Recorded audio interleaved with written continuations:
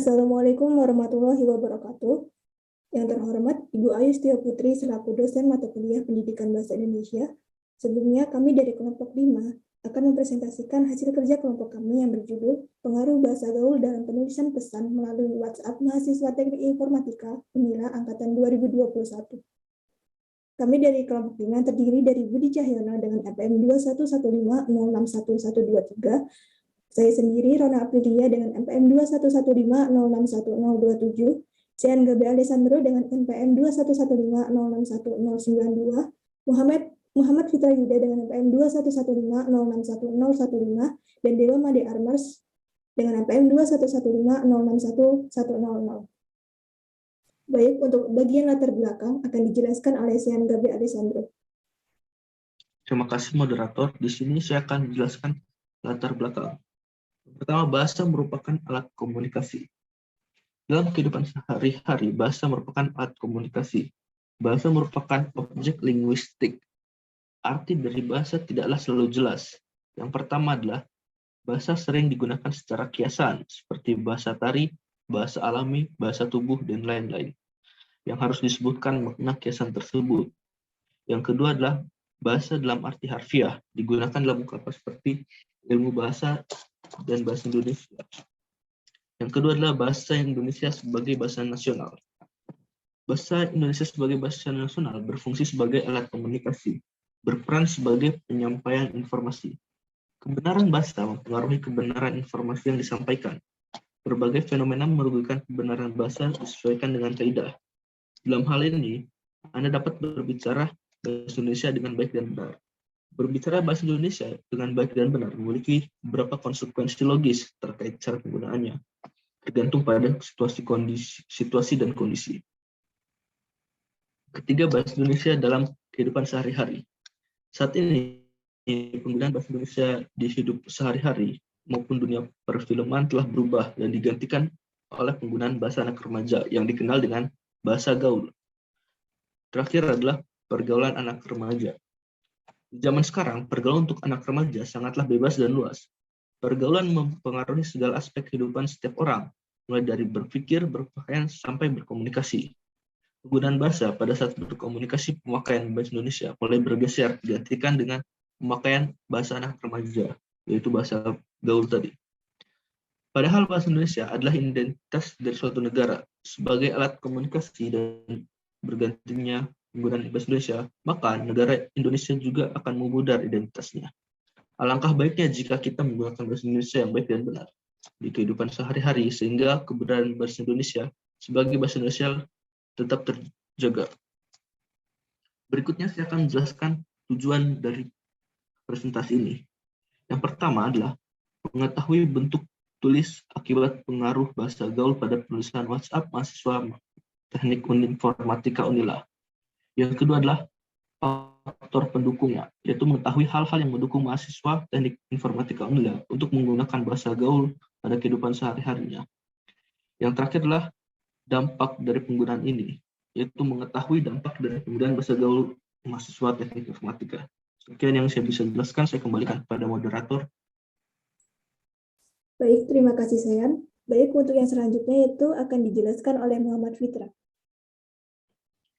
Baiklah, terima kasih kepada Rona. Sekilas tentang bahasa gaul, bahasa memegang peranan yang penting dalam kehidupan manusia sehari-hari. Betapa sulitnya orang berkomunikasi tanpa bahasa. Dengan adanya bahasa, komunikasi berjalan dengan mudah, lancar, praktis, dan ekonomis. Sebuah komunikasi dikatakan efektif apabila setiap penutur menguasai perbedaan ragam bahasa. Bahasa gaul adalah gaya bahasa yang merupakan perkembangan atau modifikasi dari berbagai macam bahasa, termasuk bahasa Indonesia, sehingga bahasa gaul tidak memiliki sebuah struktur gaya bahasa yang pasti. Bahasa gaul sangat berbeda dengan bahasa Indonesia yang baik dan benar. Ragam ini cenderung memiliki ragam santai sehingga tidak terlalu baku atau kaku. Ketidakbakuan tersebut tercermin dalam kosakata, struktur kalimat, dan intonasi. Sebagian besar kata-kata dalam bahasa gaul remaja merupakan terjemahan singkatan maupun plesetan. Namun terkadang diciptakan pula kata-kata aneh yang sulit diacak asal mulanya. Kalimat-kalimat yang digunakan umumnya kalimat tunggal, bentuk-bentuk elip juga banyak digunakan untuk membuat susunan kalimat menjadi lebih pendek sehingga sering kali dijumpai kalimat-kalimat yang tidak lengkap. Dengan menggunakan struktur yang pendek, pengungkapan makna menjadi lebih cepat dan sering membuat pendengar yang bukan penutur asli bahasa Indonesia mengalami kesulitan untuk memahaminya. Bahasa gaul dalam perkembangannya saat ini tidak memiliki rumusan tertentu. Berbeda dengan bahasa gaul pada waktu dulu yang memiliki rumus tertentu dalam pembentukan katanya. Penggunaan bahasa asing pun sering diucap oleh para pemakai bahasa gaul saat ini karena mereka beranggapan bahwa penggunaan istilah bahasa asing lebih bergengsi dibandingkan dengan bahasa Indonesia. Pembentukan kata dan makna sangat beragam dan bergantung pada kreativitas pemakainya. Terdapat pembentukan kata yang beraturan, kata yang tidak beraturan juga ada dan tidak bisa dirumuskan. Pada masa sekarang, bahasa gaul banyak digunakan oleh kaum muda. Para remaja menggunakan bahasa gaul ini dalam ragam lisan dan ragam tulis, atau juga dalam ragam berbahasa dengan menggunakan media tertentu, misalnya berkomunikasi dalam jejaring sosial. Ragam bahasa gaul remaja memiliki ciri khas yaitu singkat, lincah, dan kreatif. Kata-kata yang digunakan cenderung pendek, sementara kata yang agak panjang akan diperpendek melalui proses morfologi atau menggantinya dengan kata yang lebih pendek seperti permainan menjadi mainan dan pekerjaan menjadi kerjaan. Terima kasih, kembali ke Rona. Terima kasih, Fitra. Untuk bentuk bahasa gaul akan dijelaskan oleh Budi Cahyono. Terima kasih untuk moderator. Di sini saya akan menjelaskan tentang bentuk-bentuk bahasa gaul di Teknik Informatika Unila angkatan 2021. Yang pertama adalah bahasa kui. Kui di sini merujuk kata ayo atau ajakan. Dan untuk yang kedua adalah kata baper. Baper di sini berarti singkatan dari bawa perasaan. Biasanya ditujukan kepada seseorang yang perasaannya sedang tidak baik atau sensitif. Untuk yang ketiga ada kata sans. Sans merupakan istilah dari kata bisa yang berarti kesanggupan seseorang dalam mengerjakan sebuah hal. Untuk yang keempat adalah sabi. Sabi di sini juga berarti merujukkan bisa. Untuk yang kelima ada istilah caper. Caper merupakan singkatan dari kata cari perhatian. Biasanya digunakan untuk melihat seseorang berperilaku berlebihan di depan orang yang hendak didekati. Selanjutnya ada kata salfok. Di sini salfok berarti salah fokus.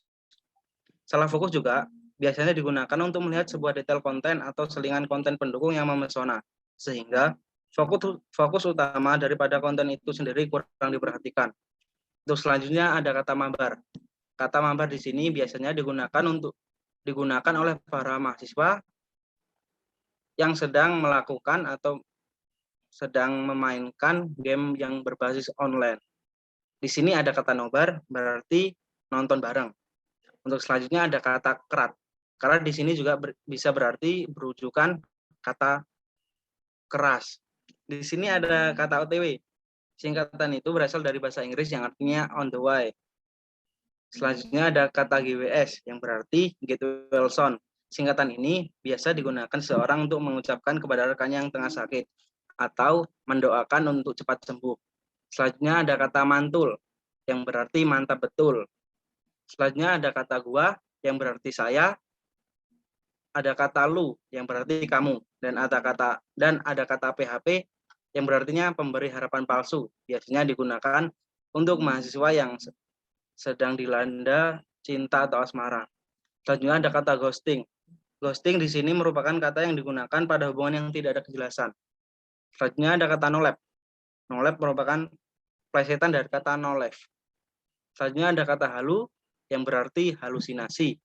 Dan ada kata gemoy yang berarti gemes. Dan ada kata AFK yang berarti away from keyboard atau keluar.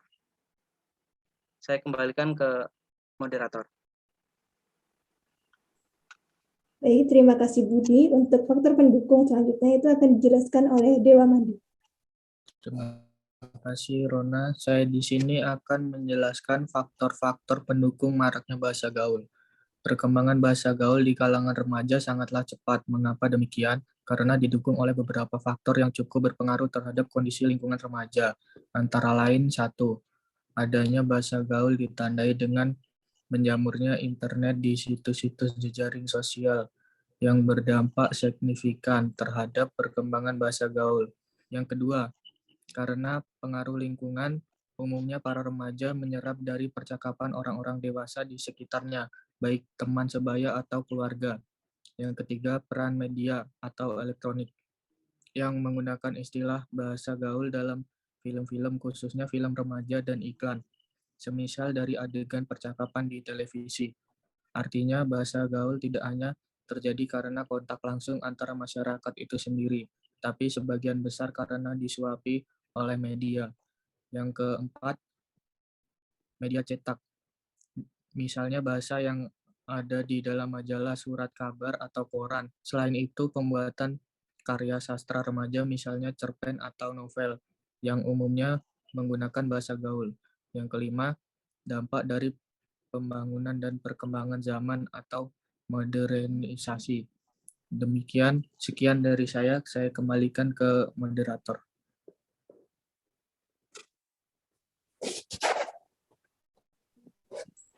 Oke, terima kasih Dewa. Untuk yang selanjutnya itu ada dampak menggunakan bahasa gaul. Yang pertama ada dampak positif. Di dalam dampak positif ini terdapat meningkatkan kreativitas. Perkembangan teknologi menyebabkan perkembangan bahasa gaul semakin cepat. Hal tersebut menunjukkan bahwa bahasa berkembang secara dinamis dan menyesuaikan masyarakat penggunanya. Masyarakat meningkatkan kreativitas mereka dengan menggunakan bahasa gaul dalam komunikasi. Dampak positif dengan digunakannya bahasa gaul menjadikan mahasiswa lebih kreatif. Terlepas dari mengganggu atau tidaknya bahasa gaul ini, tidak ada salahnya kita menikmati tiap perubahan atau inovasi bahasa yang muncul, asalkan dipakai pada situasi yang tepat, media yang tepat, dan komunikan yang tepat juga. Selanjutnya itu ada dampak negatif. Yang pertama, menyulitkan diri sendiri. Penggunaan bahasa gaul dapat mempersulit penggunanya untuk berbahasa Indonesia dengan baik dan benar. Kata-kata bahasa gaul yang digunakan sepintas sama dengan bahasa baku, namun konteks dan maknanya tidak tempat penggunaannya. Selain itu juga menyulitkan ketika mengerjakan tugas kuliah. Yang kedua, dapat menghilangkan budaya berbahasa Indonesia. Menurut Suwito, bahwa sikap bahasa setidaknya mengandung 3 ciri pokok, yaitu kesetiaan bahasa, kebanggaan bahasa, dan kesadaran norma bahasa. Jika hal ini terus berlangsung, dikhawatirkan akan menghilangkan budaya berbahasa Indonesia di kalangan remaja, bahkan di kalangan anak-anak. Karena bahasa Indonesia merupakan bahasa resmi negara dan juga sebagai identitas bangsa. Mungkin cukup sekian yang dapat kami sampaikan. Kurang dan lebihnya kami mohon maaf. Wabillahi taufiq wal hidayah. Wassalamualaikum warahmatullahi wabarakatuh. Waalaikumsalam warahmatullahi Waalaikumsalam wabarakatuh. warahmatullahi wabarakatuh.